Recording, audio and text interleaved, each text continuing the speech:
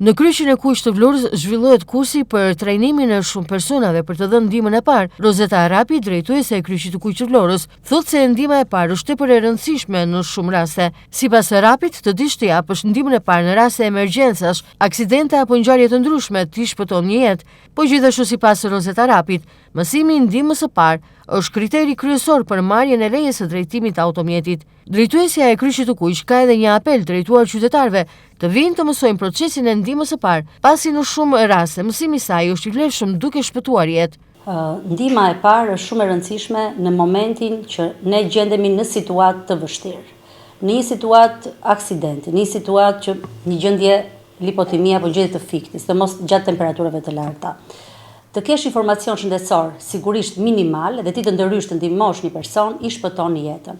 Sigurisht, duke ditur dhe duke qenë i aftë ta bësh dhënien e ndihmës së parë.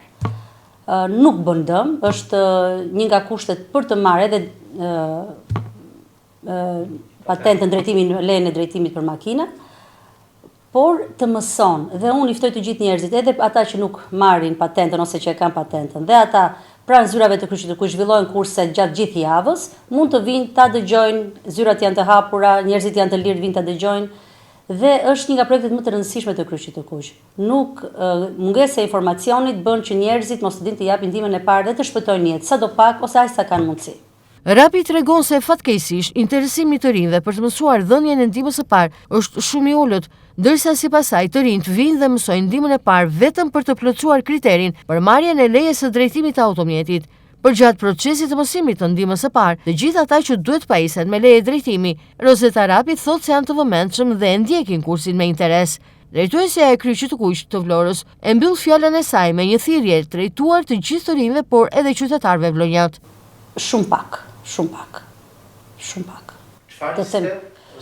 Nuk është se i step, është çështje kohe, është çështje informacioni, ndoshta nuk e dim fare, ndoshta edhe për këtë gjë, si të ta shpjegoj si. Pra, çdo i ri vjen vetëm në çështje. Po, marrin patentën, po. Ja, mund ta shikoni dhe sallën që po zhvillohen kurse tani momentalisht. Ndërsa në momentin që le të themi merret patenta, interesi i tyre për dëgjuar është i lartë. Po, janë në sallë që dëgjojnë, kemi instruktorët që japin mësim dhe që e ndjekin zhvillimin e kursit. Unë në radhë të parë do t'i bëja thirrje të rinjve për të dhuruar gjak, sepse nuk dëmton shëndetin, absolutisht, përveç se rinovon atë dhe nuk sjell probleme shëndetësore. Absolutisht dhurimi i gjakut, kur jemi në kushte të mira shëndetësore flasim. Dhe e dyta, njerëzit duhet të ndihmojnë njëri tjetrin. Jemi në kushte që secili është bërë individualist dhe secili shikon punën e vet, po ndërkohë që kur shikon një person të moshuar që nuk dihet mirë mund ta ndihmosh, patjetër aq sa ke informacion për mos të ndërhyrë dhe më tepër mos të prishur punë dhe për mos të bërë, është shumë e rëndësishme. Edhe dhurimi i gjakut që është një nga projektet më të rëndësishme dhe që siç e thash nuk blihet në farmaci dhe nuk e gjen, dhe në gjatë jetës ne mund të gjendemi në situata të tilla që të kemi nevojë për dhurim gjaku, në mos për vete për familjarët tanë dhe situata është e tillë. Dhe pastaj dhe dhënia e ndihmës së parë është shumë e rëndësishme.